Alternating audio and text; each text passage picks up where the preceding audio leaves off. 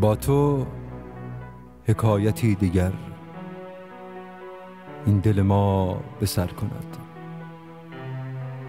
شب سیاه قصه را هوای تو سحر کند. باور ما نمی شود، در سر ما نمی رود، از گذر سینه ما یار دیگر گذر کند. من نمیدونم و نمیتونم بگم که شما با بخشیدن ریحانه داغتون سبک میشه یا نه، اما میدونم و مطمئنم که با بخشش شما یه خانواده دیگه داغدار نمیشه.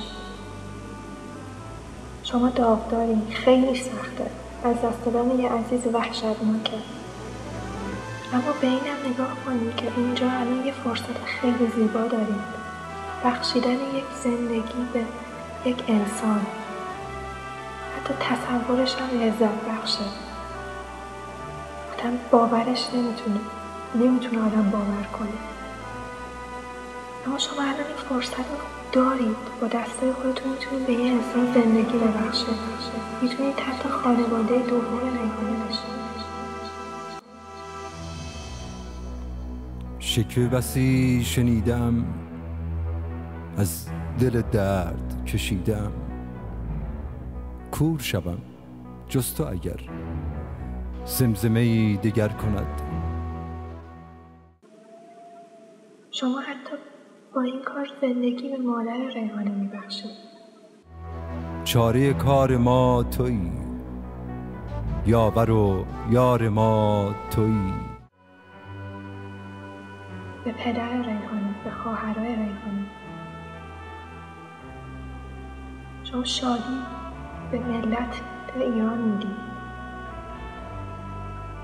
برای اینکه ما احتیاج داریم به این بخشش ها. زیبایی این بخشش واقعا مطمئنم تو زندگی همه ما تاثیر میذاره. ازتون خواهش میکنم که با این نگاه به این نگاه کنید که داریم به یه انسان زندگی میبخشید.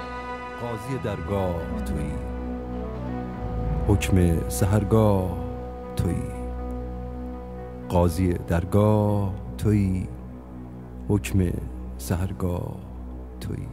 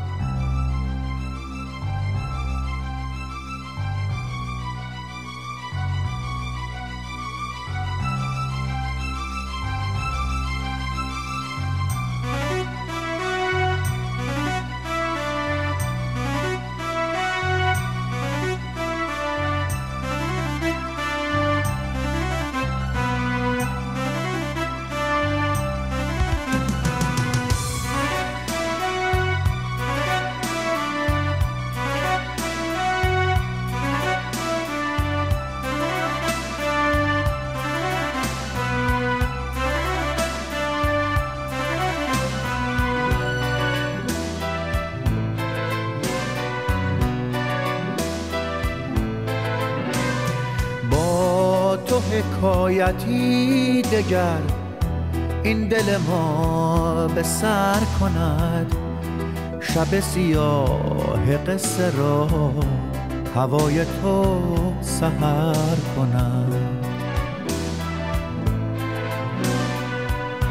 باور ما نمی شود، در سر ما نمی رود، از گذر سینه ما یار دگر گذر کنم.